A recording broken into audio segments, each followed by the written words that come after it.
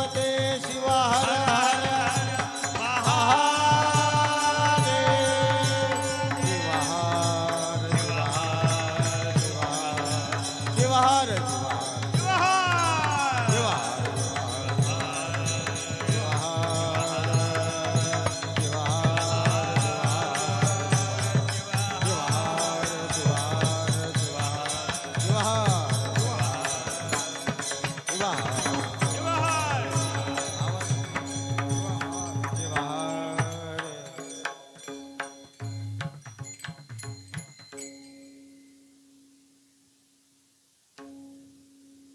कलियुगा माझी भजन हे सार हृदयी शंकर साठवावा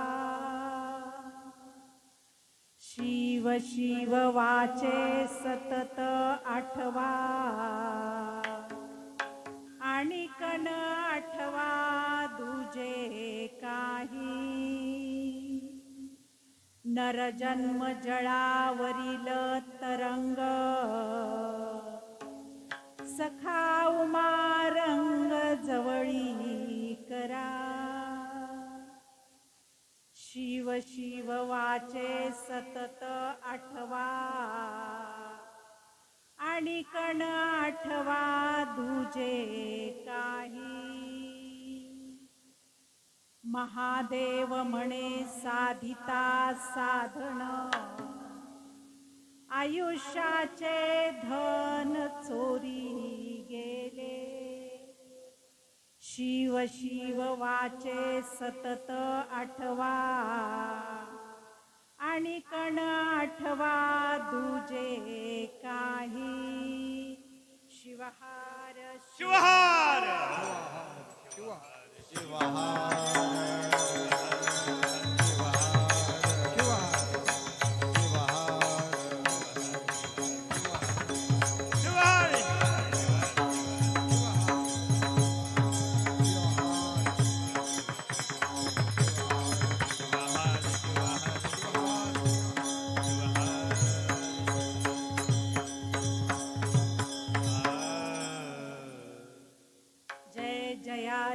सदा शिवा परब्रह्मा अद्वयानंद वैभवा नमो तुझ देवाधिदेवा परमेश्वरा जगद्गुरु आता नमोची शक्ती जी जगन्माता पार्वती अज्ञजना उत्तम गती जियेचिया अनुग्रहे अशा त्या शक्ती सहित असलेल्या शिवप्रभूला कोटी कोटी वंदन करूया। तुम्ही सर्व श्रोतेगण टाळकर भजनकर मंडळी सर्व बाल टाळकरी सर्व माता भगिनी नाद ब्रह्माची सेवा करणारे सुरवादक तालवादक आणि सुंदर भजन करी या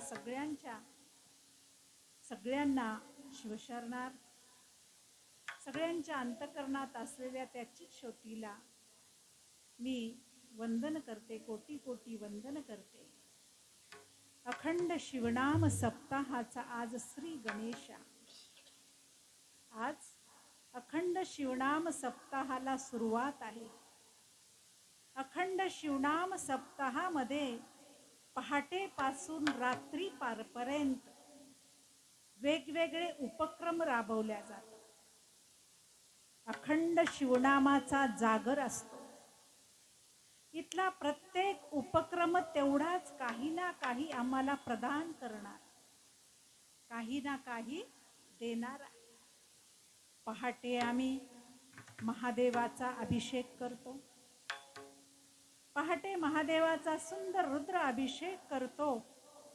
पंचब्रह्म मंत्र जे पंचमुख आम्हाला सुख देणारी आहेत जी आमच्या इष्टलिंगामध्ये ही समाविष्ट आहेत।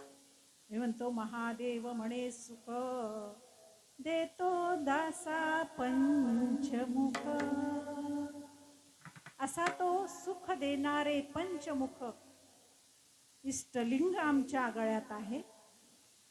इथे स्थापित असलेले श्री राजेश्वर महादेव, पहाटेच त्यांचा अभिषेक केला जातो. सुंदर मंत्राने, पंचब्रह्म मंत्र असेल, रुद्र अभिषेक असेल. ओम सद्यो जातं प्रप्रभ्यामि सद्यो जाताय वै नमो नमः. भवे भवे नाती भवे भवस्व मां भवोद्भवाय नमः. मी पूर्ण पंचब्रह्म मंत्र म्हणणार. अशा सुंदर मंगलमय मंत्रामध्ये श्रीचा अभिषेक केला जातो आणि साऱ्या गावाचं वातावरण छान मंत्रमय बनतं, पवित्र बनतं. हा पहिला उपकार. दुसरा शिवपाठ असतो पहाटेचा. पहाटेचा शिवपाठ आम्हाला चैतन्य प्रदान करणारा, शारीरिक आरोग्य वाढवणारा, मनाचं आंतरीचं चैतन्य जागृत करणारा हा शिवपाठ आहे. देहभान विसरणारा हा शिवपाठ आहे. माणूस जेव्हा देहभान विसरतो तेव्हाच नाचायला लागतो, बागडायला लागतो. म्हणून शिवपाठही आमच्यातलं चैतन्य जागृत करणारा आहे. तिसरा आहे पारायण. श्री ग्रंथराज परमरहस्याचं पारायण आम्ही करतो, ज्यामध्ये आमचं 19 तत्वाचा सगळा सार सांगितलेला आहे. आमचा धर्मग्रंथ आहे सिद्धांत शिखामणी. शिव पार्वतीच्या संवादामधून इथे उदयाला आला कैलास पर्वतावर, आणि त्याच्यानंतर त्याचाच सार म्हणून 12व्या शतकात महात्मा बसवेश्वरांनी वचनाच्या स्वरूपामध्ये आम्हाला सिद्धांत शिखामणी जवळजवळ संपूर्ण सांगितलं. लोकभाषेमध्ये आणला, कन्नड भाषेमध्ये आणला, संस्कृतामधला कन्नड भाषेमध्ये आणला. 16व्या शतकामध्ये तर खूप मोठी क्रांती झाली. 16व्या शतकामध्ये इकडे वारकरी संप्रदायाची ज्ञानेश्वर माऊली आणि इथे वीरशैव संप्रदायाची मन्मथ माऊली, या दोघांनीही या ग्रंथाला सोप्या अशा भाषेत आणले. परमरहस्य आला इकडे, ज्ञानेश्वरी आली. मध्ययुगीन काळामध्ये बरेच पांडित्य, जे विद्वान असलेले लोक, थोडेसे पांडित्य असलेले लोक, सरळ सरळ संस्कृत भाषेत हे ग्रंथ होते. तेव्हा याचा आपल्या मनासारखा अर्थ लावून काही जणांनी असं सांगितलं की स्त्रियांना वेद वगैरे वाचायचा अधिकार नाही, स्त्रियांना कुठल्याही धार्मिक विधी करायचा अधिकार नाही. आणि मग असं ज्यावेळेस नको ते अज्ञान पसरायला लागतं, शूद्र आणि स्त्रियांना त्याचा अधिकार नाही, असं थोडंसं मधल्या युगात बोकाळल्या गेलं. त्यावेळेस संत मात्र जागृत होते. संत जागृत होते, म्हणाले नाही नाही, ज्ञान हे सगळ्यासाठी आहे. या पृथ्वी तलावर जो कोणी मनुष्य जन्माला आला त्या सगळ्यांना या ज्ञानाचा अधिकार आहे. त्या ज्ञानाच्या आधारे आपल्याला मुक्त होण्याचा अधिकार. आणि संत जागृत होते त्यावेळेस. आणि म्हणून ज्ञानेश्वरांनी जे कुरुक्षेत्रावर सांगितले गेलेलं सुंदर ज्ञान, तेही ज्ञानेश्वरीच्या रूपात आणलं. आणि इकडे मन्मथ माऊलींनी सिद्धांत शिखामणी, जे सार आहे जीवनाचं, आम्हाला कळावं अशा सोप्या भाषेत परमरहस्याच्या रूपाने. हा परमरहस्य आम्ही सप्ताहाच्या निमित्ताने 7 दिवस त्याचं पारायण करतो. 7 दिवस पारायण करतो आणि पुन्हा तो मध्ये ठेवतो. तर असं करायचं नसतं. पारायण हे परायण होण्यासाठी आहे. भक्ती परायणता आमच्यामध्ये यावी याच्यासाठी आहे. परमरहस्य ग्रंथामध्ये सुंदर 19 तत्व सांगितले, 5 आचार सांगितले, 8 आवरण सगळ्यांना माहित आहे, फार याचं विश्लेषण करायची गरज नाही. 5 आचार सांगितले सुंदर, सदाचार, भृत्याचार, गणाचार, लिंगाचार, शिवाचार. अष्टावरण, गुरु आणि लिंग जंगमाची सेवा या अभंगामध्ये सगळ्यांना माहित आहे. त्याच्यानंतर जेव्हा अष्ट आवरणाचं माणूस धारण करतो, त्याचा आदर करतो आणि पंच आचाराप्रमाणे वागायला लागतो, तेव्हा माणूस भक्त स्थलामध्ये प्रवेश करतो. तोपर्यंत आम्ही भक्त नाही. सदाचार म्हणजे चांगलं वागणं, भ्रत्याचार म्हणजे नम्रता, गणाचार म्हणजे एकता, लिंगाचार म्हणजे लिंग तो प्राण, प्राण तो लिंग, असा निष्ठा भाव त्या लिंगावर असतो, इष्टलिंगावर असतो. शिवाचार, जे जे दिशे दृष्टी पुढे ते अवघे शिवरूप. एवढा सुंदर हा शिवाचार. ह्या 5 आचार आणि या अष्ट आवरणाचं धारण, भस्म आहे, लिंग आहे, रुद्राक्ष आहे, विभूती आहे, लिंग आहे, मंत्र आहे, तीर्थ आहे, प्रसाद. या अष्टावरणाचा आदर केला पाहिजे, याला धारण केलं पाहिजे, तेव्हा आम्ही भक्त होऊ शकतो, नाहीतर नाही. आणि भक्त स्थलातून मग भक्त माहेश्वर प्रसादी, प्राणलिंगी शरण ऐक्य, ऐक्याकडे जायचं. एक रूपता, ती एक रूपता साधण्यासाठी जे जे लागतं ते ते आमच्या परमरहस्य ग्रंथामध्ये आहे. परमरहस्य ग्रंथ, ग्रंथराज थोर, शिवयोग विचार सांगितला. काय सांगितलं? शिवयोग विचार सांगितला. शिवप्रभूशी एकरूप होण्याचा विचार सांगितला. आणि तेच आमच्या जीवनाचं ध्येय आहे. परमरहस्याच्या पारायणानंतर आम्ही सुंदर त्याच्यावर चिंतन करतो, त्याच्यावरची प्रवचनं असतात, त्याच्यानंतर गाथा भजनांचं मंत्रमुग्ध करणारं असतं. गाथा भजन जेव्हा आमचे सुंदर टाळकरी भजन गायक लोक अगदी तालासुरात त्यांनी मेहनत केलेली असते. एवढा सुंदर सूर निघण्यासाठी एक मेहनत असते त्याच्या मागे.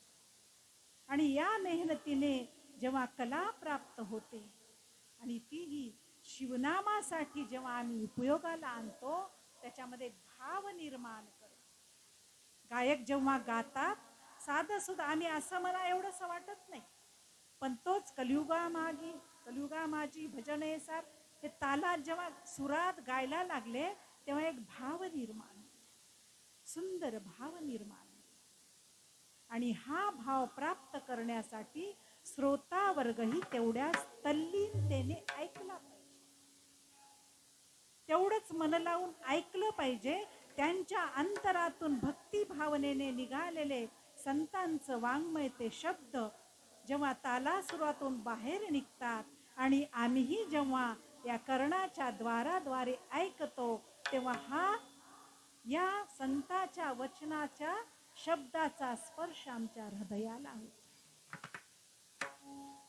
हा स्पर्श एवढा पावन असतो, एवढा पवित्र असतो की सगळ्यांचं हृदय पवित्र होत असतं.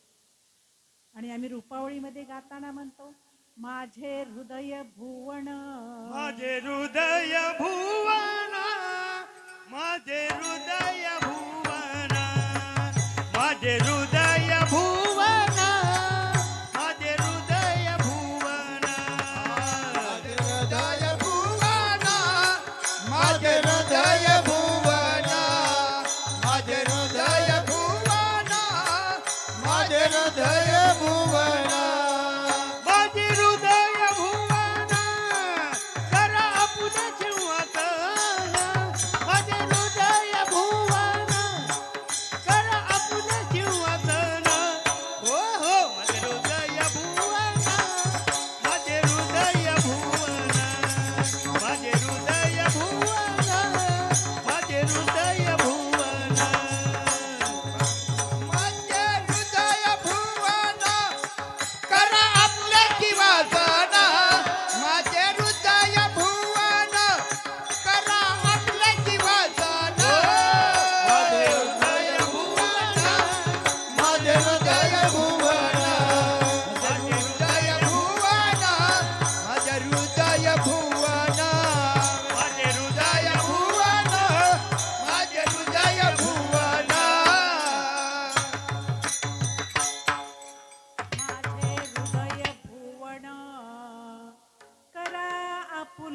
सिंहासन.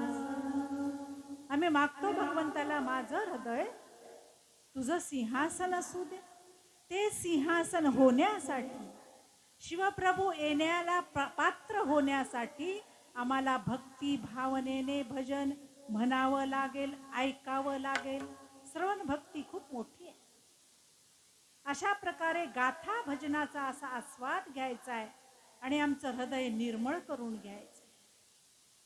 गाथा भजनानंतर पुन्हा सायंकाळचा तोच शिवपाठ आणि रात्री शिवकीर्तन सेवा. गुणसंकीर्तन आहे, नाम संकीर्तन. हा पहिला दिवस आहे. मला थोडीशी या 7 दिवसाची प्रास्ताविकता किंवा पूर्वपीठिका तुमच्या पुढे सादर करणं मला आवश्यक वाटतं. म्हणजे सगळे उपक्रम एवढे महत्वाचे आहेत. सगळ्या उपक्रमामध्ये आम्हाला सहभागी व्हायचं आहे. 7 दिवसासाठी सुंदर असा अखंड शिवनाम सप्ताह अखंडित आहे. हा खंड कुठलाच नाही. आणि आम्हाला व्रतही आमच्याकडे असं अखंडित आहे. आम्ही सोमवार धरतो, शुक्रवार धरतो, मंगळवार, शिवरात्र, प्रदोष वगैरे वगैरे करतो. ही व्रत कशी आहेत? कुठली 8 दिवसाने येतात, कुठली महिन्याने येतात, 15 दिवसांनी येतात. पण आमचा इष्टलिंग पूजेचं असं अखंड व्रत आहे. दीक्षा घेतली आणि ते अखेरच्या श्वासापर्यंत व्रत सोडायचं. अखंड व्रत आहे. एकही दिवस खंडित करायचं नसतं. असा अखंड व्रताला परिपक्वता यावी. अखंड व्रत आमचं एकही दिवशी अनुपस्थित किंवा मिस, आम्ही ज्याला इंग्रजीत बाद होऊ नये, मिस होऊ नये, बाद होऊ नये, याच्यासाठी आमचा अखंड शिवनाम सप्ताह.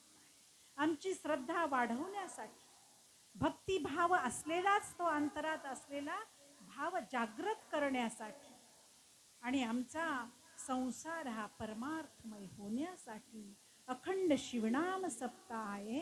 हा संसारिक माणूस, तुम्ही मी सगळे, आम्ही हे संसारिक माणूस जेव्हा या जन्माला आलो इथे, म्हणतो की पिंडी ते ब्रह्मांडी, ब्रह्मांडी ते पिंडी. तो प्रकाश गाभा त्याच्या विमर्श शक्तीमधून, शिवतत्व हा प्रकाश गाभा आहे, त्याच्या विमर्श शक्तीमधून हे सारं जग उदयाला आलं. हे सारं जग प्रसवलं.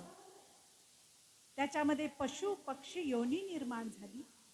सगळ्यात श्रेष्ठ योनी मनुष्य योनी तीही निर्माण झाली. त्यामध्ये फक्त स्त्री आणि पुरुष एवढाच भेद आहे, बाकी कसलाच नाही.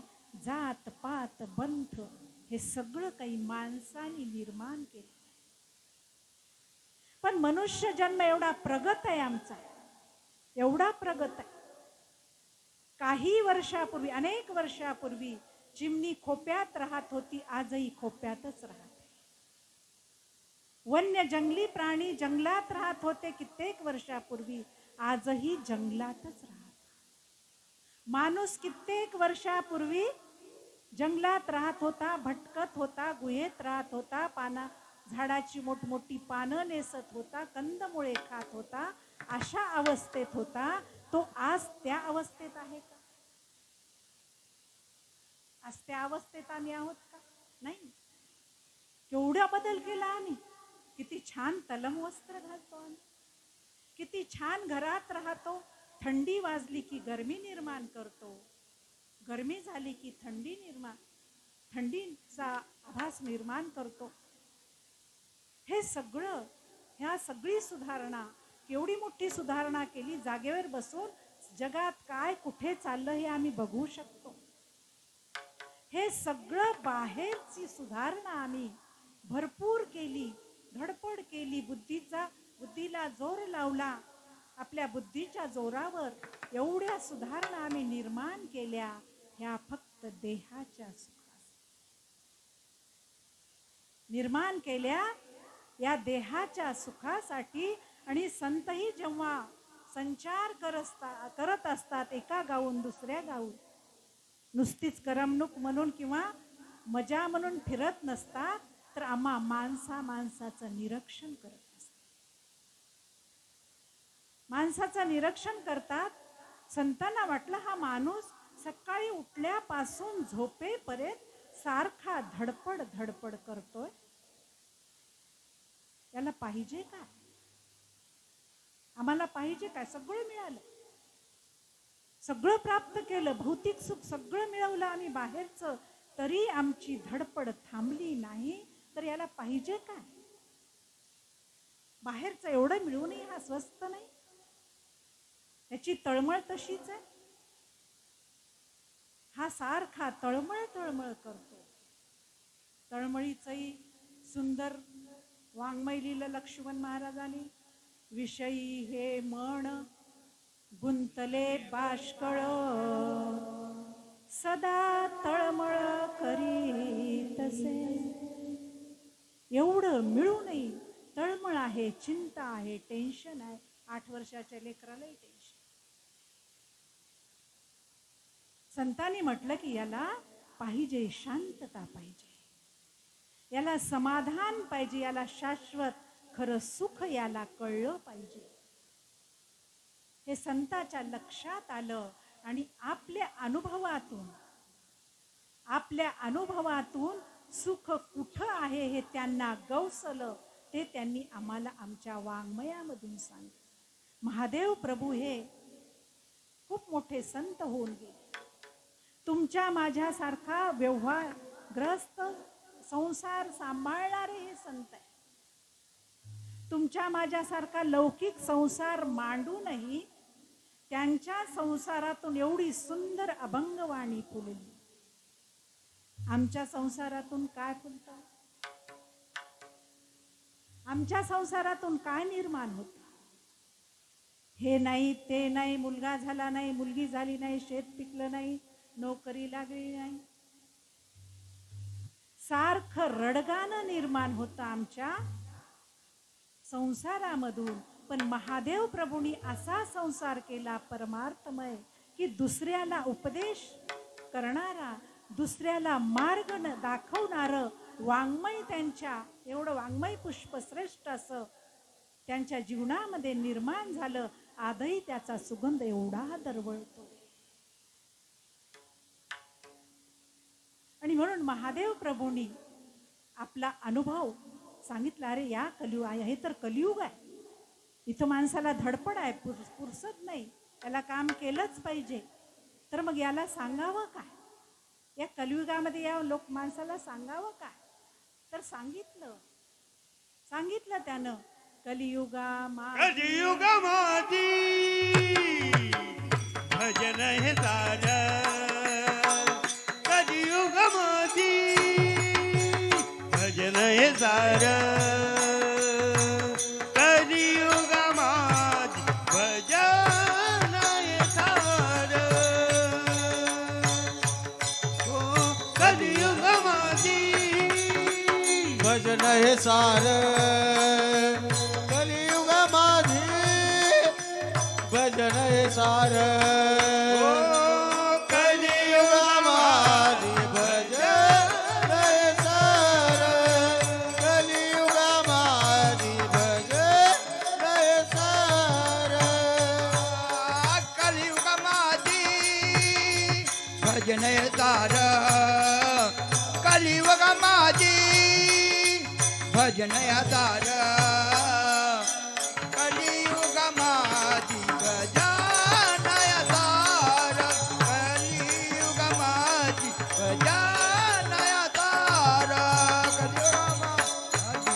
भजन हे सारं. हृदय शंकर साठवावा, हृदय शंकर साठवावा, हृदय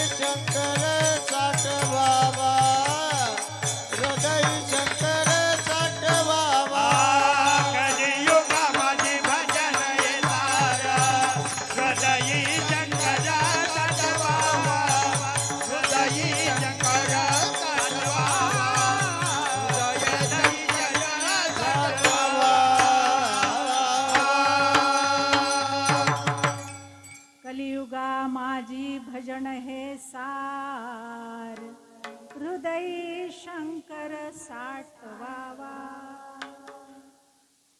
या कलियुगामध्ये सार जर काय असेल ते भजन म्हटलं आणि हृदयी शंकर साठवा. हृदयात साठवून भजन करायचंय म्हणजे प्रेमाने भजन करायचं. कसं करायचंय? प्रेमाने भजन करा. हृदयात साठवून करा, अंतरात आठवून करा. शिवहार शिवहार शिवहार शिवहार शिवहार शिवहार शिवहार शिवहार. त्या शिवप्रभूला हृदयात साठवून प्रेमाने त्याचं भजन करायचं. भजन करायचं आहे म्हणजे चढाओढून ईर्षेने करायचं नाही, स्पर्धेने नाही, भाव भक्तीने भजन करायचं. मन लावून भजन करायचं आहे, प्रेमाने भजन करायचं आहे. संतांनी एक सूत्र सांगितलं. भजन म्हणजे त्याचं गुणगान आहे, त्याचं नामस्मरण आहे. जो शिवप्रभूच्या नामावर प्रेम करतो तो अखंड मानव जातीवर प्रेम करायला लागतो. जो शिवनामावर प्रेम करतो तो अखंड मानव जातीवर नव्हे साऱ्या सृष्टीवर प्रेम करायला लागतो. एवढी या शिवनाम स्मरणामध्ये शक्ती आहे. ही भक्ती एवढी शक्तिदायक आहे आणि याच्यामुळे आम्हाला प्रेम प्रदान होतं. प्रेम जिथं आलं तिथं आम्ही त्याची सेवा करतो, त्याला आपलं म्हणतो, त्याच्यासाठी प्राणही ओवाळून टाकतो. प्रेम अत्यंत आवश्यक आहे. संसार करण्यासाठी सुद्धा प्रेमच पाहिजे. संसारही चांगला होण्यासाठी, सफल होण्यासाठी प्रेमच पाहिजे. परमार्थही साध्य होण्यासाठी प्रेमच पाहिजे. एक सुंदर दृष्टांत सांगतो. एक श्रीमंत शेठजी होते, अनेकांनी ऐकलं असेल.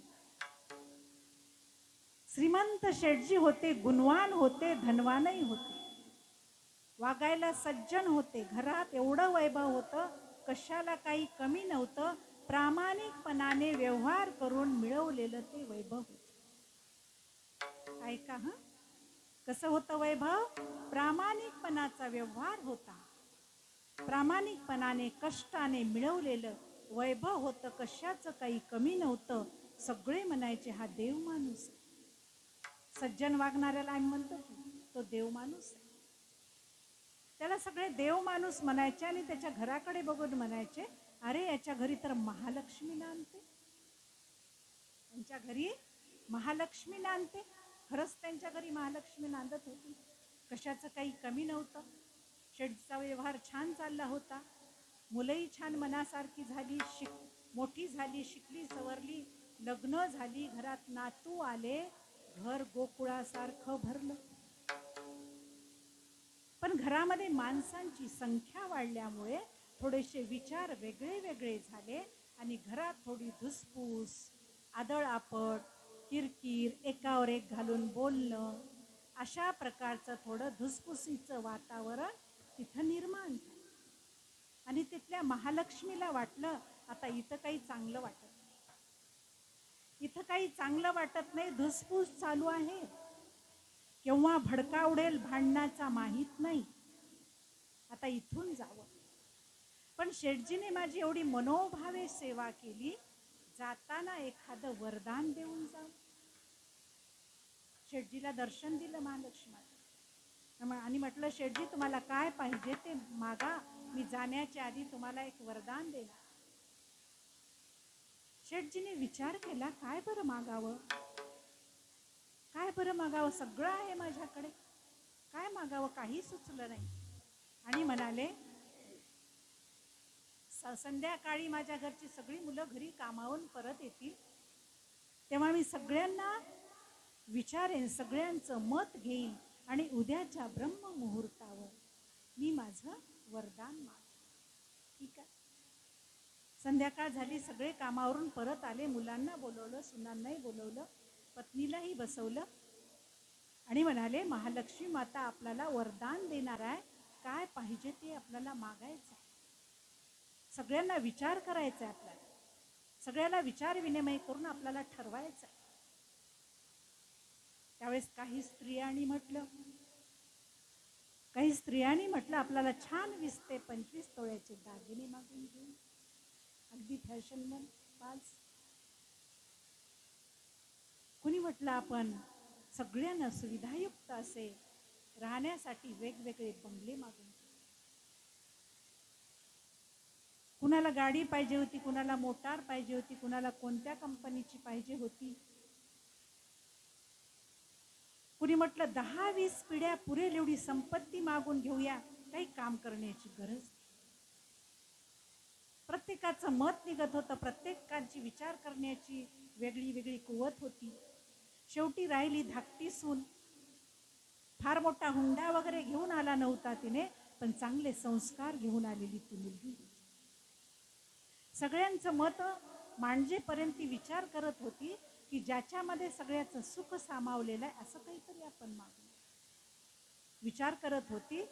तिचा नंबर आला. सासऱ्यानं म्हटलं बाई आता तू एकटीच राहिलीस, तुझं मत सांग काय मागायचं. त्यावेळेस तिनं म्हटलं मामाजी, आपल्या नशिबानं असेल किंवा कर्तृत्वानं असेल, जे काही असेल ते असू दे, पण आपल्या कुटुंबातलं एकमेकावरचं प्रेम मात्र अखंड असू. काय म्हटलं?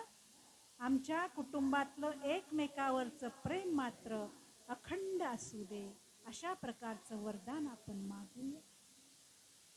हे वरदान सुचवताना तिने विचार केला होता, रोज घरात 5 पक्वान्न आहेत, सगळ्या सुविधा आहेत घरामध्ये, परंतु एकाचं तोंड इकडे, एकाचं तोंड इकडे, आदळ आपट किरकिर असं जर वातावरण असेल तर 5 पक्वानही गोड लागत नाही. पण जी काही आपल्या आयपतीनं भाजी भाकरी आहे ती एकोप्याने, प्रेमाने, शांतीने जर खाल्ली तर 5 पक्वानापेक्षा सुद्धा गोड लागतात आणि महत्वाचं म्हणजे अंगी लागते. हे मर्म तिनं ओळखलं, आपलं मत मांडलं. सगळ्यांनी आपलं डोकं ताळ्यावर ठेवून विचार केला. वरदान एकच मागायचं, पण सगळ्यांनी आपला विवेक जागा ठेवला, विचार केला. अरे वा, किती सुंदर विचार आहे, किती सुंदर विचार. सगळ्यांना आवडला, सगळ्यांना आवडला. एक मताने ठराव पास झाला, हेच वरदान मागायचं. सगळे आराम करायला निघून गेले. ब्रह्ममुहूर्त उगवला. महालक्ष्मी मातेनं दृष्टांत दिला. शेठजींनी दंडवत घातला आणि म्हणाले, हे माते, आमच्या कुटुंबातलं प्रेम अखंड राहू दे, अशा प्रकारचं आम्हाला वरदान दे. महालक्ष्मी मातेनं तथास्तु दिलं वरदान दिलं. आणि महालक्ष्मी माता क्षणभर थबकली आणि लगेच म्हणाली, अहो शेठजी, माझ्या वरदानानंतर तुमच्या घरात तेच प्रेम, तेच एकोपा, तीच शांती, तेच समाधान राहणार आहे. मी तरी का तुमच्या घराच्या बाहेर जाऊ? मीही तुमच्या घराच्या बाहेर जाणार. जिथे शांती आहे, समाधान आहे, एकोपा आहे, तिथे एकटी महालक्ष्मी नाही, सगळ्या नवदुर्गा येतात.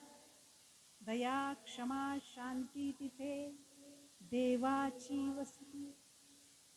आणि मग अशी जिथे एकोप्यानं राहणारी लोक आहेत, गणाचार, याला गणाचार म्हणतात, जिथे असा सदाचार, गणाचार नांदतो, त्या घरामध्ये जन्म घेणारा मुलगा 8 वर्षात तंबाखू चोळणारा निर्माण होणार.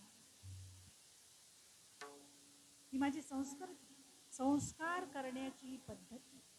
त्या घरात जन्म घेणारी मुलगी लग्न होऊन तिच्या सासरी गेल्यानंतर मी माझा पती एवढाच, मला बाकीचा सोस माहीत नाही, अशा प्रकारचा नाजूकपणा किंवा अप्पलपोट्टेपणा दाखवणारी गृहिणी तिथे निर्माण होणार नाही.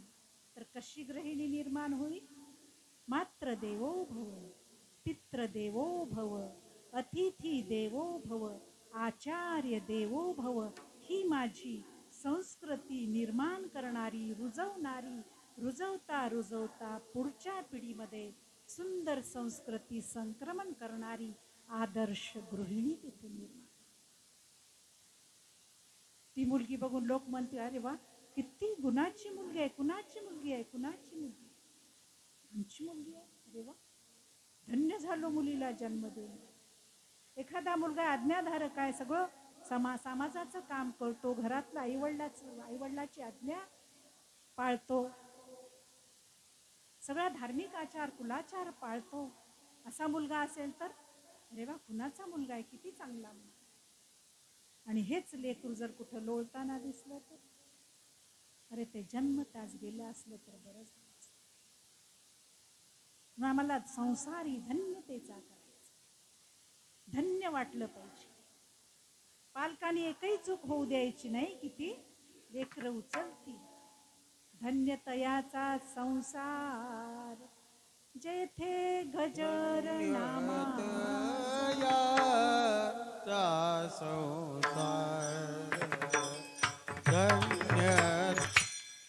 धन्य तयाचा संसार जेथे गजर नामाचा. असा धन्यतेचा संसार आम्हाला करायचा आहे. परमरहस्याची प्रत्येक अध्याय झाला की मन्मथ माऊली म्हणतात, टीका करून मी कृतार्थ झालो. आम्हालाही असा संसार करायचा आहे. माऊली आम्हाला नेहमी म्हणत, राष्ट्रसंत नेहमी म्हणायचे, आपला संसारच परमार्थाचं साधन बनलं. माझा संसारच परमार्थाचं साधन बनलं पाहिजे. आणि म्हणून आम्हाला आमचा संसारच परमार्थमय बनवायचा माझा. आणि म्हणून त्या संसारामध्ये भजन, त्या शिवप्रभूला हृदयामध्ये आठवून भजन करायचं.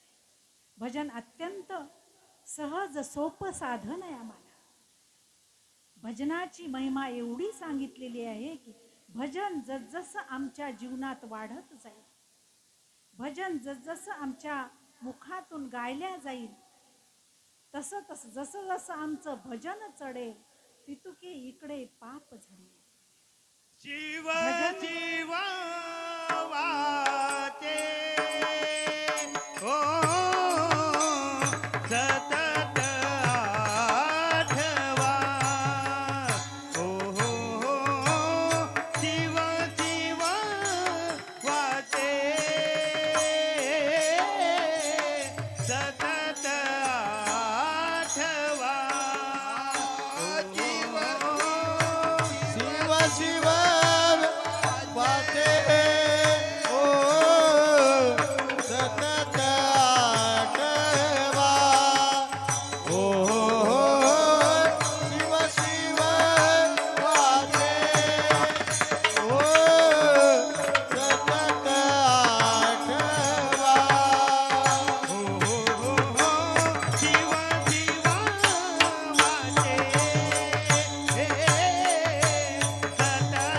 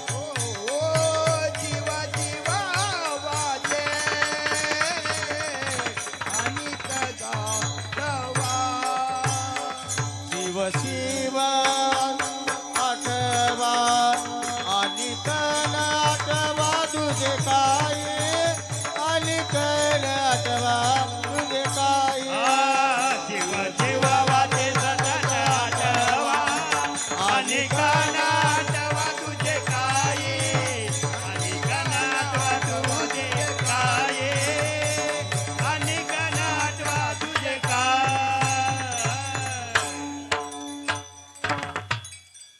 शिव शिव वाचे सतत आठवा आणि कण आठवा तुझे काही. साधना सांगितली आम्हाला कलियुगामध्ये भजन करा. शिव शिव सतत आठवा, बाकी वाईट काही अंतरात येऊ नका. शिव या नावाचा अर्थच आहे म्हणतो सत्यम शिवम सुंदर. कल्याणकारी आहे तो, सदा शिव आहे तो, शाश्वत आहे, सुंदर आहे, सत्य आहे, कल्याणकारी आहे. त्या कल्याणकारी प्रभूचं नाव घेतल्यानंतर आमचंही कल्याण होणार आहे. जितकं जितकं आम्ही भजन आमचं चढत जाईल तितका तितका इकडे पाप झडत जाईल. म्हणतात की हळूहळू चढता चढता सूर्य जेव्हा माध्यानीला येतो तेव्हा त्याच्याकडे कोणी पाहू शकतो का? नाही. त्या पूर्ण प्रकाशमान झालेल्या सूर्याकडे, तेजस्वी सूर्याकडे कुणी पाहू शकत नाही. तसंच आमचं भजन चढत चढत चढत जेव्हा पूर्णत्वाकडे जातं, जेव्हा माध्यानी जातं, तेव्हा आमच्याकडे कळीकाळ बघू शकत नाही. आम्हाला कुठल्याही कळीकाळाची भीती नाही. आणि हे नामस्मरण घेतल्यानंतर आमची वृत्ती सुद्धा चांगली होते. म्हटलेलं आहे आसनी शयनी भोजनी गमणी. आसनी शयनी भोजनी गमनी ओ ओ ओ आसनी शयनी भोजनी गमनी ओ ओ ओ शयनी भोजनी गमनी ओ ओ ओ आसनी शयनी भोजनी गमनी ओ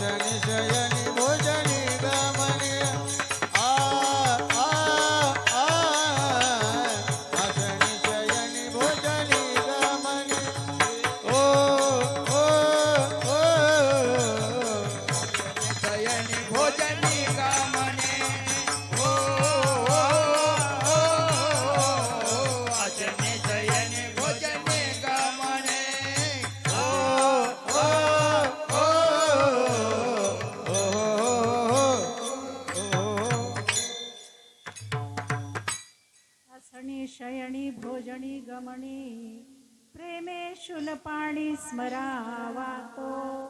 बसता उठता चालता बोलता खाता पिता तो शूल पाण्याचं जर आम्ही स्मरण करायला लागलो आमची वृत्ती पालटून जाते. जेव्हा जे करावं ते माणूस करायला समर्थ होतो. काय होतं? समर्थ होतो. पेचेपणा जातो, लाचारपणा जातो. माणूस ज्याला म्हणतो की आम्ही स्ट्रॉंग, समर्थ होतो, परिपक्व होतो. नाम साधनेने माणूस विचाराने पक्व होत असतो. नामसाधनेची फलश्रुती आहे. आणि नामस्मरण भक्तीची सगळ्यात मोठं जर फलश्रुती काय असेल तर ती आहे संयम. ती आहे संयम. अनेक गोष्टी आम्हाला वाईट आहेत हे कळत असताना सुद्धा आम्ही वारंवार तिकडे जातो. उगेच व्यर्थ वेळ घालवणं, याची निंदा त्याची निंदा करण्यामध्ये व्यर्थ वेळ घालवणं हे वाईट आहे. पण आमचे सवय अशी लागून जाते की आम्ही वारंवार वारंवार ते करतो. हा संयमाचा अभाव. वाईट कर्मापासून परावृत्त करणं ही नामस्मरणाची फलश्रुती आहे. तुकडोजी महाराज एका ठिकाणी म्हणतात, अरे पूजा पाती तो दुय्यम है, असली बात तो संयम है. संयम हा अत्यंत महत्वाचा आहे. आज संयम नाही म्हणूनच आम्ही व्यसनाच्या आहारी जातो, नको ते करायला जातो, देहभाव वाढीला लागतो. आणि म्हणून प्रत्येक काळाची एक हाक असते. मन्मथ माऊलीच्या काळामध्ये धर्म डळमळीत झाला होता, सगळी अंधाधुंदी झाली होती, परमार्थ करायलाही जवळपास बंदी आली होती. तेव्हा मन्मथ माऊली भक्ती केली, समर्थपणे उभे राहिले आणि म्हटले, मन्मथ आला से भूलो का, आता कोणी भिऊ नका. लोकांना अभय दिलं, आधार दिला. त्यांच्या काळात त्यांनी केलं. माझा भारत देश पारतंत्र्यात होता, इंग्रजाच्या तावडीत होता. भारत मातेची हाक होती, अरे तरुणांनो उठा, इथल्या तरुणांनो उठा, मी बंदिस्त आहे, माझ्या पायात बलदंड साखळे आहेत, थोडा उठा, मला मुक्त करा. त्यावेळेस त्या सगळ्या सैन्यांनी, सगळ्या तरुणांनी, सगळ्या क्रांतिकारांनी उठाव केला, भारत मातेला स्वतंत्र केलं. त्याच्याही भारत स्वतंत्र झाल्यानंतरही आमचा मराठवाडा पुन्हा 1 वर्ष निजामाच्या आधिपत्याखाली होता. 1947ला 15 ऑगस्ट 1947ला भारत देश स्वतंत्र झाला आणि मराठवाडा निजामाच्या आधिपत्याखाली होता. तेव्हा मग रामानंद तीर्थाच्या मार्गदर्शनाखाली मराठवाडा मुक्ती संग्राम छेडले. तेव्हा ही मराठवाड्याच्या भूमीची हाक होती, अरे मी अजून बंदिस्त आहे, मला मुक्त करा.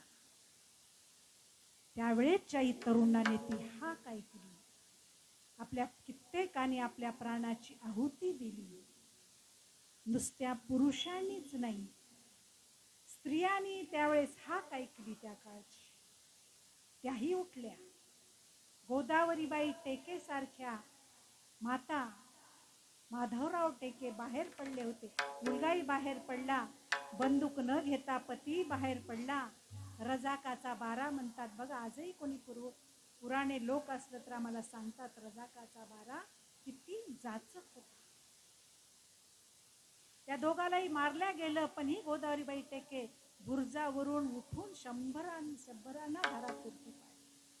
त्या गोदावरीबाई टेकेचं कुठेही नाव नाही. धनगराची एक महिला होती, यशवंत नावाच्या एका मोठ्या सैनिकाला मोठ्या युक्तीनं वाचवलं. ती लांबलचक कथा मी सांगत. काही महिला अशा होत्या की हे गुप्तपणे ज्यावेळेस हे क्रांतिकारक फिरत होते तेव्हा जर दृष्टीला पडले तर ते ठारच झाले समजा, कारण 100 रजाकाराची टोळी होती, 100 जणांची. आणि त्या क्रांतिकाराला जर कोणी बाई, कोणी महिला जर मदत केली तर तिचं काही खरं नव्हतं. परंतु प्रेमाने माणूस निर्भय बनतो, प्रेमापोटी माणूस निर्भय बनतो. पण या मातेवर प्रेम होतं, या धर्तीवर प्रेम होतं, आपल्या राज्यावर प्रेम होतं, आपल्या देशावर प्रेम होतं. त्या मातांचं फार लिहिलेल्या शिकलेल्या नव्हत्या, पण क्रांतिकाराला गपचूप रात्री घरामध्ये आसरा द्यायच्या, त्यांना भाकरी खाऊ घालायच्या, जाताना बांधून द्यायची शिदे. हे जर कळलं तर ती बाई गेलीच समजा, तिचं मरण. पण या कशालाही न जुमानता देश प्रेम एवढं मोठं धाडस करायला लागलं. शिवप्रभूवर प्रेम करायला लागलं की माणूस सगळ्यावर प्रेम करायला, हे धाडस करायला होतं. आणि मग नुसतंच पोटाला घातल्या नाही त्या माता, ज्यावेळी त्यावेळेस त्यांच्या मुखातून, अगदी पोटातून, स्वतंत्रतेच्या चळवळीच्या तळमळीतून त्यांच्यामधून एक वाङ्मय निर्माण झालं. सुंदर ओव्या जात्यावर दळताना क्रांतिकाराला ऐकू जातील अशा ओव्या त्या गायच्या, की त्यांना स्फूर्ती यावी, त्यांचं मन प्रेरित व्हावं. पहिली माझी ओवी ग नाना पाटलाला, धाक देऊनी कसा पळविला तांबड्या त्या साहेबाला. दुसरी माझी ओवी ग रामानंद तीर्थाला, आया बाया विनविती धडा दोरे रचलेला. शिकलेल्या नव्हत्या, लिहिता वाचता येत नव्हतं, पण ज्या वेळेस वेळेनुसार सत्कार्याला प्रेरित करणारं वाङ्मय हे जगातलं सगळ्यात श्रेष्ठ वाङ्मय, सगळ्यात मोठं संत. एवढं मोठं धाडस काळाची हाक ऐकून तुमच्या माझ्यासारख्या मातांनी केलं. आजही हाक आहे. आज कुठली हाक आहे? खऱ्या भक्ताला ऐकू येते हाक. खऱ्या भक्ताला ही समाजाची हाक ऐकू येत असते. आज आम्ही म्हणतो मुलं बिघडले, मुली बिघडल्या, सगळे वाया चाललेत भाव.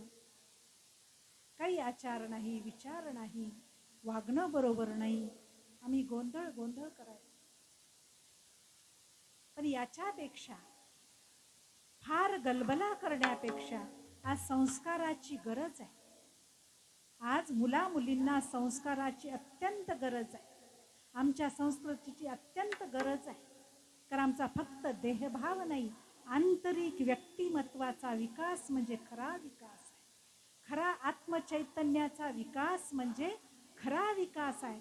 बाहेरून झकपक दिसण्यापेक्षा अंतरीचं आत्मनिष्ठ बळ, अंतरीची सहनशीलता, कर्तव्यपरायणता,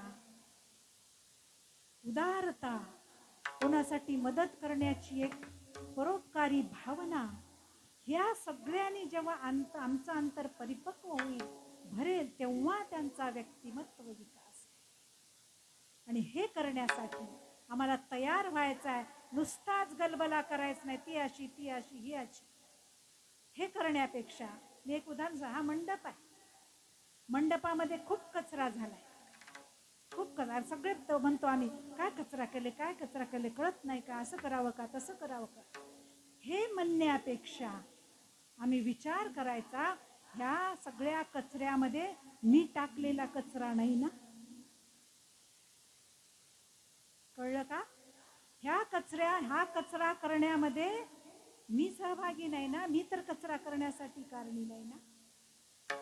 तसंच समाजाचं आरोग्य बिघडण्यासाठी, समाज बिघडण्यासाठी, मुलं मुली बिघडण्यासाठी, हे सगळं होण्यासाठी मी तर संस्कार करण्यामध्ये चुकत नाही ना. एका विचारवंताने म्हटलेलं आहे, आजकाल पालकाच्या अक्षम्य चुका होत आहेत. आजकाल पालकांच्या अक्षम्य चुका होत आहेत.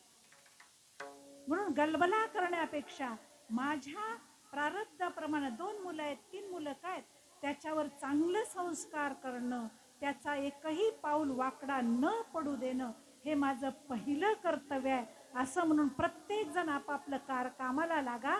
समाजातला गोंधळ निघून नर जन्म जाला वरी जात रंग, नर जन्म जाला वरी जात रंग,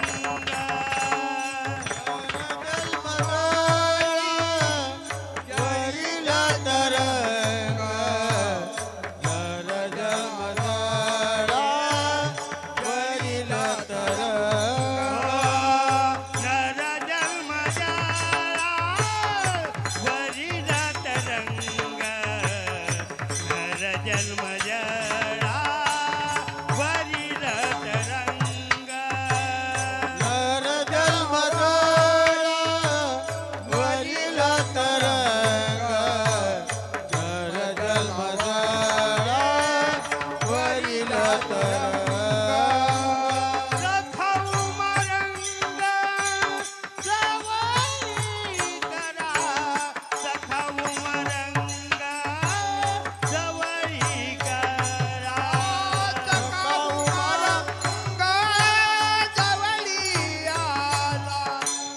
सखाऊ मारंग जवळी आला. सखाऊ मारंग जवळी करा. सखाऊ मारंग जवळी करा. सखाऊ मारंग जवळी आला. सखाऊ मारंग जवळी आला. नर जन्म जळा वरील तरंग. नर जन्म जळा वरील तरंग. नर जन्म जळा वरील तरंग. नर जन्म जळा वरील तरंग. नर जन्म वरीच्या तरंग. नर जन्म वरीच्या तरंग. नर जन्म वरीच्या तरंग. नर जन्म वरीच्या तरंग. नर जन्म जळावरील तरंग सखा उमा रंग जवळी करा. पूर्वार्धामध्ये साधना सांगितली. भजन करा, हृदयात साठून प्रेम करा. मुखाने शिव शिव मना बाकी वाईट काही न आठवता कल्याणकारी शिवप्रभूला आठवा. आणि उत्तरार्धामध्ये सावधान केलं. नरजन्म जळावरील तरंग. सावधान केलं. अरे नरजन्म जळावरच्या तरंगासारखा आहे. आता आहे म्हणजे माणूस नाही. माणूस आता आहे म्हणजे नाही. कोणत्याही वय, हा कलियुग आहे, कोणत्याही वयात माणूस जातो. गर्भात जातो, 2 वर्षात जातो, 10 वर्षात जातो, 50 वर्षात जातो, कोणतेही वर्ष. म्हणून या म्हणतो की आत्ता गेला बाहेर गावाला, ऍक्सिडेंट होऊन. नरजन्म हे जळावरच्या आली लाट आणि संपली. एवढं तरंगासारखं जीवन आहे. आणि म्हणून जाण्याच्या आधी, हे जीवन संपण्याच्या आधी सखा उमा रंगाला जवळ करायचं. त्याच्याशी एकरूप व्हायचं. त्याच्याशी एकरूप व्हायचंय. त्याच्यासाठी नामस्मरण, भक्ती आणि चांगलं कर्तव्य. मी गृहिणी आहे, माझं काय कर्तव्य आहे ते करायचं. घरातला कर्तबगार पुरुष आहे, त्याचं कार्य काय त्यानं ते करायचं आहे. मी सासू म्हणून काय माझं कर्तव्य ते मला पार पाडायचं आहे. मी घरातली सून आहे, आज्ञाधारकपणे मला माझी भूमिका पार पाडायची. प्रत्येकाने आपापल्या नात्याचा धर्म निभावायचा आहे. देशातल्या तरुणांनी तरुणींनी खरोखर सामाजिक स्थिती काय, माझा देश काय, माझ्या देशाचं बळ काय असलं पाहिजे, माझ्या देशावर काय काय संकट येऊ शकतात त्याचा अभ्यास केला पाहिजे. त्याचा तर्क मांडला पाहिजे आणि त्याच्यासाठी सज्ज असलं पाहिजे. सुंदर नरजन्म सार्थकी लावायचा तर मदनलाल धिंगरासारखा, भगतसिंगासारखा, सावरकरांनी कसल्या हाल अपेष्टात आपलं जीवन. नरजन्माचं सार्थक करायचं आहे तर काहीतरी त्याचं दान द्या या आयुष्याचं. एवढं सुंदर आयुष्य दिलेलं आहे, ते काहीतरी समाजासाठी उपयोगी लावा. आणि म्हणून मदनलाल जेव्हा लहान होते, म्हणजे त्यांनी अगदी कमी वयामध्ये आपलं जीवन कसं सार्थकी लावलं, त्याच्यासाठी अगदी 2 मिनिटात तुम्हाला सांगते. मदनलाल हे सधन घरातले राजपूत घराण्यातला होता. सगळे त्याच्या त्याला मदन म्हणायचे. आणि मग सावरकर ज्यावेळी चळवळ करत होते तेव्हा त्यांच्या विचाराने तो भारला आणि त्याने या क्रांतीमध्ये स्वतःला झोकून दिलं. सदन घरातला होता आहे, शहरामध्ये बसला असला तर त्याला कुणी काही म्हटलं नाही, पण देशप्रेम त्याला बसू दिलं. म्हटलं की मी या देशाचा आहे, मी इथला आहे, भारतातला आहे, मी माझं नागरिक आहे, माझं कर्तव्य आहे. इथं काही झालं तर मला सहभाग घेतलं पाहिजे, मला निस्तरलं पाहिजे. नाहीतर आपण ते तिकडचं होतं, आपल्याला काही नाही असं. मग त्यांनी आपला सहभाग तिथे संपूर्णपणे झोकून दिलं. आणि मग हे करता करता इंग्रज त्यावेळेस मग म्हणायचे की जो जो क्रांतिकारी आहे तो गुन्हेगार होता, त्याला त्याची क्रांती चळवळ दिसली आणि त्याला तुरुंगात टाकलं. तुरुंगात राहूनही गप्प बसेना, तिथूनही चळवळ चालूच होती. एका इंग्रज अधिकाऱ्यावर गोळी झाडली आणि झाला मोठा गुन्हेगार झाला आणि त्याला फाशीची शिक्षा देणं ठरली. 2 दिवसावर फाशी शिक्षा येऊन ठेपली. अगदी 2 दिवसावर फाशीची शिक्षा मदनची येऊन ठेपली. तरी मदनलाल अगदी उत्साही होता. आपलं रोजचं उठणं, व्यायाम करणं, आपली दिनचर्या अगदी निश्चिंतपणे, कसली चिंता नाही. भोवतालचे त्याचे मित्र म्हणाले, त्याच्यासोबतचे क्रांतिकारी मित्र म्हणाले, अरे मदन, तुला भीती वाटत नाही? तुला भीती वाटत नाही? तुमचीच गोष्ट सांगले, तुमच्या एवढ्या मुलाची गोष्ट सांगायला. तुला भीती वाटत नाही? परवावर तुझी फाशी येऊन ठेपली. तुझ्या या निर्भयपणाचं रहस्य काय? आम्ही आज विचारतो, तुझ्या नितळ त्वचेचं रहस्य काय? दुर्दैव आहे, देहभाव वाढीला. त्याचे मित्र विचारले, तुझ्या एवढ्या निर्भयतेचं, एवढ्या संकटातही उत्साही राहण्याचं रहस्य काय? त्यानं म्हटलं, बसा सांग. सगळे कोंडाळा करून मुलं भोवताली बसले. तो सांगायला लागला, मी जेव्हा लहान होतो तेव्हा माझी आई मला देवपूजेसाठी फुलं तोडून आणायला सांगायची. मी टोपली घ्यायचो, मागच्या परड्यात जायचो, भरं भरं मला खेळायला जायला राहायचं. मग मी भरं भरं काही सुकलेली, काही ताजी फुलं तोडायचो, टोपली भरलेली आणून आई पुढे ठेवायचो. आई म्हणायची, अरे मदन, त्यामध्ये कितीच तरी सुकलेली फुलं आहेत. अशी सुकलेली फुलं देवाला चालतात का? अशी सुकलेली फुलं देवाला चालत नाहीत.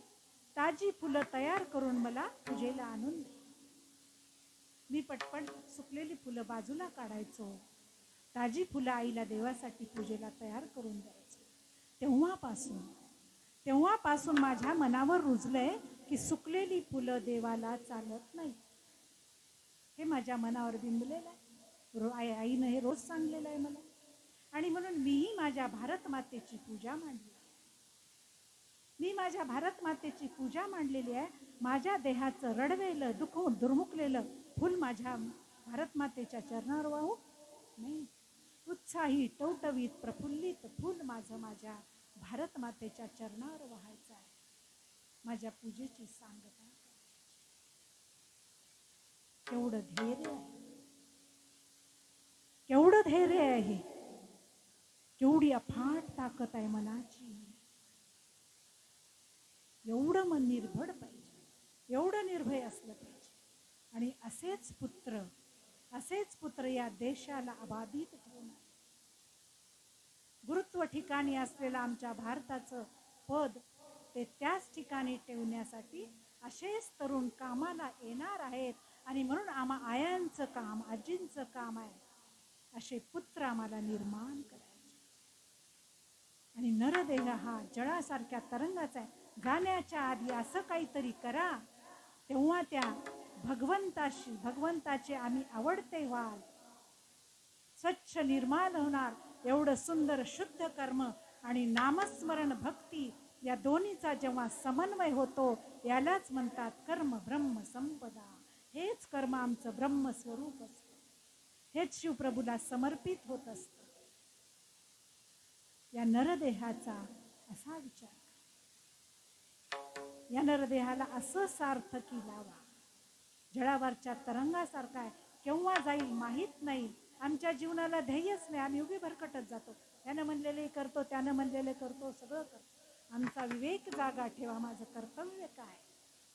जाणं, आपलं कर्तव्य पार पाडलं आणि त्या शिवप्रभूच्या भक्तीचं अधिष्ठान जेव्हा असेल, तेव्हा आम्ही मुक्त झालो. तीच ऐक्य स्वरूपता आहे. हाच माणूस ऐक्याला जाऊ शकतो. भक्तस्थलातून हळूहळू हळूहळू वैराग्य वृत्ती येते, त्याग वृत्ती येते, सत्कर्म हातून घडतं आणि एक दिवस पूर्णत्वाला जातो.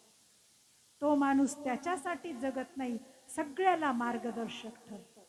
आणि शेवटच्या चरणात म्हणतात, महादेव मने साधिता साधन, महादेव मने साधिता साधन, देव माने साधिता सदान, महादेव माने साधिता सदान, महादेव मने साधिता साधन, महादेव मने साधिता साधन, देव माने साधिता सदान, महादेव माने साधिता सदान, आयुष्याचे धन चोरी गेले,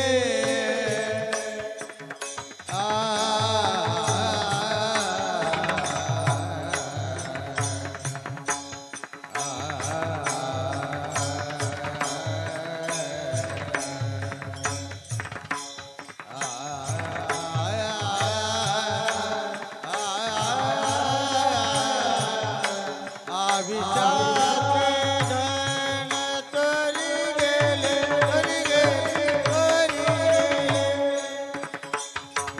चोरी गेले,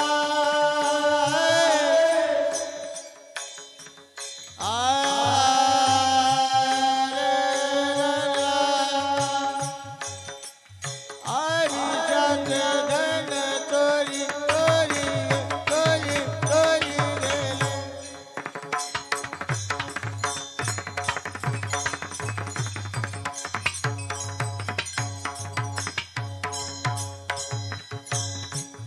आयुष्याचे धन चोरी, चोरी, चोरी, चोरी गेले. आयुष्याचे धन चोरी गेले. बोला. चोरी गेले,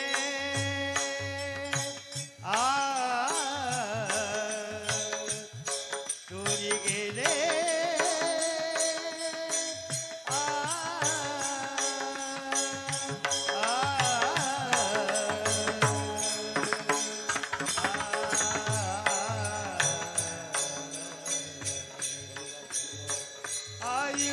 आयुष्याचे धन चोरी गेले, चोरी गेले,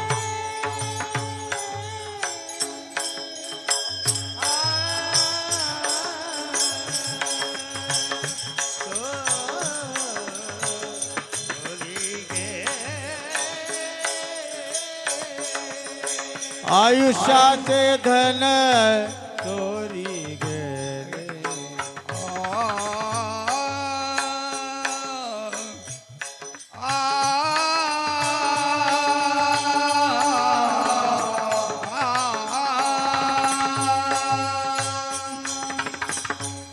आविचात धन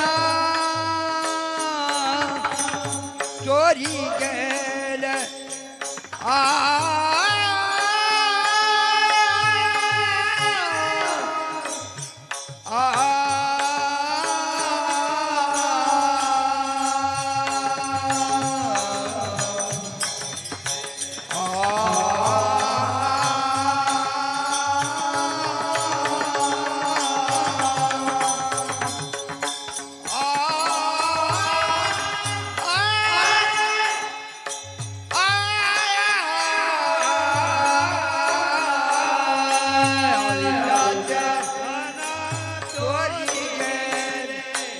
आयुष्याचे धन चोरी गेले.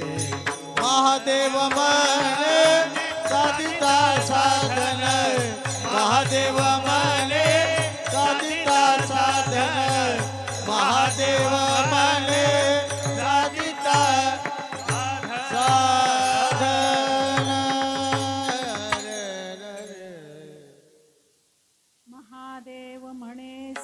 साधिता साधन आयुष्याचे धन चोरी गेले. या साधता साधता किती चोर आहेत आमचं आयुष्य नेणार. पळपळ आयुष्य संपत जातं. माणसाचा अंतकाळ येऊन ठेपतो तेव्हा वाटतं अरे एवढ्या लवकर 60 वर्ष झालं. म्हणून मी 60 वर्षाची झाले. अरे केव्हा संपला हा काळ लक्षातही येत नाही. एखाद्याच्या अंत्ययात्रेला जातो तेव्हा आठवतं आपल्यालाही जायचं असंच, आपल्यालाही जायचं असंच. थोडा वेळ म्हणतो. धर्मराजाला एकदा प्रश्न विचारला यक्षाने. त्यांचे भाऊ तिन्ही जेव्हा व्रत पडले होते पाणी प्यायला गेले तेव्हा यक्षाने प्रश्न विचारला, सगळ्यात आश्चर्यकारक गोष्ट जगात कोणती आहे? या जगात सगळ्यात आश्चर्य करावी अशी गोष्ट कोणती आहे? आणि रोज एवढे लोक मृत्युमुखी पडतात. यम मृत्यू फडशा पाडतो त्यांचा. आम्ही त्यांना पोचवायलाही जातो. रोज एवढ्या साक्ष दिसतात आम्हाला की माणूस मरणार आहे. जन्माला आलेला माणूस मरणार आहे हे माहीत आहे. थोड्या वेळापुरतं मरतो. आपल्याला उद्या जायचं आहे, याच्या मागे जायचं आहे. घरी आलं की संपलं. जणू काय अमरपट्टा लावून आलो की काय. मरण हे लक्षातच आहे. पण मला जायचं आहे आणि जाण्याच्या आधी काहीतरी निक काम करून जायचं आहे. ध्येय असायला पाहिजे माणसाच्या जीवनाला. तेव्हाच माणूस वाहत जात नाही. हे म्हटलं की हे करा, ते म्हटलं की त्यांना असं म्हटलं की नारळ उतरा म्हणलं की नारळ उतरा, मिरच्या उतरा म्हणलं की म्हणजे उगीच कुठे आम्ही वाहवत जात नाही जेव्हा पक्के असतो. मला जाण्याच्या आधी पक्व बनायचं आहे. ठीक आहे, देहाची काळजी व्यायामाने घ्या, चांगलं आहाराने घ्या, पण मनाची काळजी सुद्धा तिला पक्वता आणण्यासाठी नामस्मरणाचा ध्यास घ्या. भजनात सामील व्हा. आठवड्याला भजन करा, आठवड्यातून 2दा करा, रोज घरी सायंकाळी करा. अशा प्रकारे आम्हाला की जायचं आहे. जाण्याच्या आधी मला हे पूर्ण करायचं आहे. माझं जीवन सार्थकी लावायचं आहे. माझं ध्येय मला गाठायचं आहे हे लक्षात असू द्यावं. हा नरजन्म फार महत्त्वाचा आहे. अलभ्य हा लाभ नरदेह ऐसा, लाभला तो कैसा गमविता. या नरदेहाला नराचा असेल की नारीचा म्हणतात. जेव्हा शिवप्रभूची कृपा आमच्यावर होते तेव्हा आम्हाला मनुष्य जन्म प्राप्त होतो. हा प्रसाद रूपाने प्राप्त होतो. आम्हाला मिळालेला सगळ्यात श्रेष्ठ हा देहरूपी प्रसाद आहे. प्रसाद म्हणजे पावित्र्य आहे. प्रसाद म्हणजे आदर आहे. सत्संग झाला, आरती झाली, प्रसाद वाटला की आम्ही हातात घेतो. मोठ्या आदराने लाह्याचा असो, नारळाचा असो, पेढ्याचा असो, मोठ्या आदराने त्याला सेवन करतो. त्या शिवप्रभूचा जय जयकार करतो. आणि देता घेता जर कोणी सांडला, अरे रे रे तो सांडू नये, तो सांडू नये असा पायदळी तू सांडू नये, पायदळी तुडवू नये. सांडला, पायदळी तुडवला तर पाप लागतो म्हणतो की नाही. कुणी सांडला तर प्रसाद म्हणतो. असं ह्या प्रसादाबाबत आम्ही जागरूक आहोत, पण आमच्या देहाच्या प्रसादाबद्दल काय? आम्ही कुठं सांडत तर नाही ना. आम्हाला विचार करायचा. मी नेहमी म्हणते अखंड शिवनाम सप्ताह म्हणजे काही 4 लोक एकत्र यावेत, करमणूक करावेत आणि पसार व्हावेत एवढा क्षुल्लक हेतू नाही. फार उदात्त हेतू, फार मोठा संताचा उदात्त हेतू. म्हणून हा आमचा देहरूपी प्रसाद सांडत तर नाही ना. आम्ही मैत्री जमलो की इतक्या गप्पा मारतो, एवढ्या निंदा कुचाळी सगळंच त्याच्यामध्ये समाविष्ट असतं. किती वेळ गेला याचा आम्हाला पत्ता राहत नाही. ना लाभ ना तोटा. असा जर व्यर्थ वेळ घालत असाल तर आमच्या नरदेहाचा कृपाप्रसाद सांडला आणि आम्ही पापाचे अधिकारी झालो. पुरुष मंडळी काही कमी नसते. ओट्यावर बसून किती रात्र संपली, घरी कुणी वाट बघत आहे याचंही भान नसतं. निवडणुकीच्या काळात अजून जोरात. ना लाभ ना तोटा.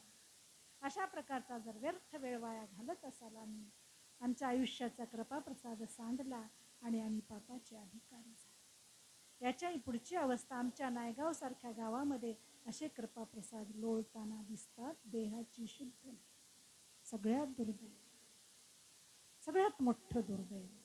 हे दुर्दैव हाणून पाडायचं.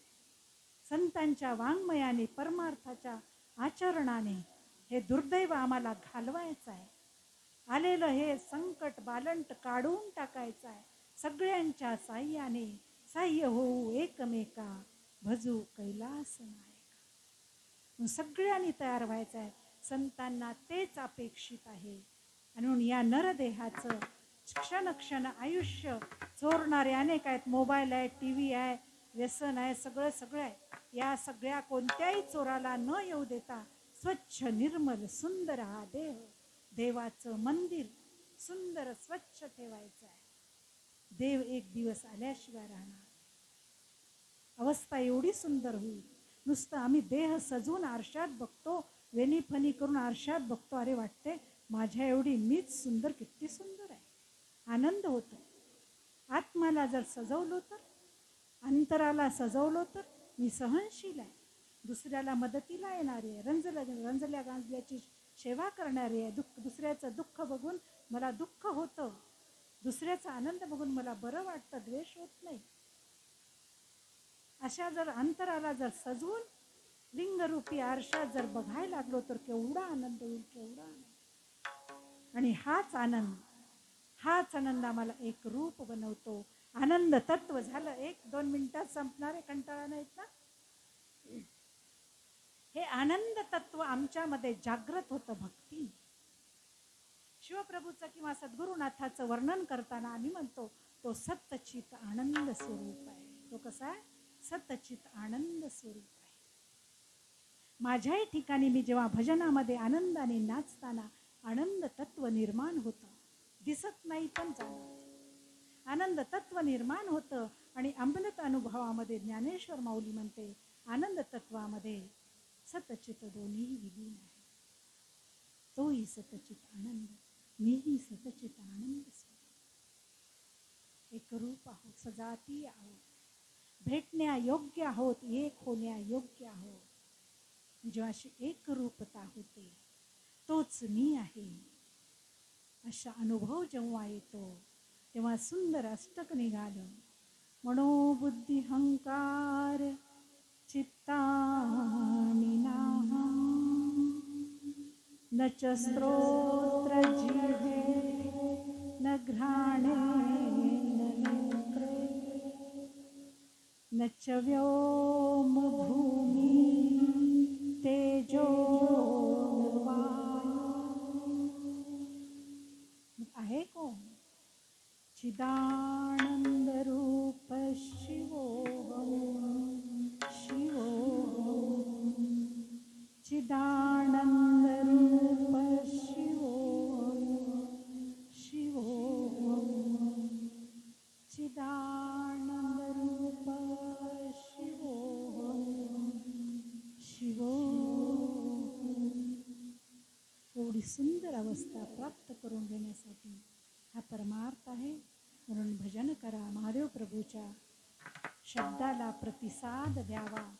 तशी सद्बुद्धी सर्वांना शिवप्रभू देवो असं अभिष्ट चिंतन करून मी केलेली कीर्तनरूपी सेवा श्री राजराजेश्वर महादेवाच्या चरणी, माझ्या सद्गुरूच्या चरणी आणि तुम्हा सर्व श्रोत्याच्या चरणी समर्पित करून मी माझ्या कीर्तनाला इथेच विराम.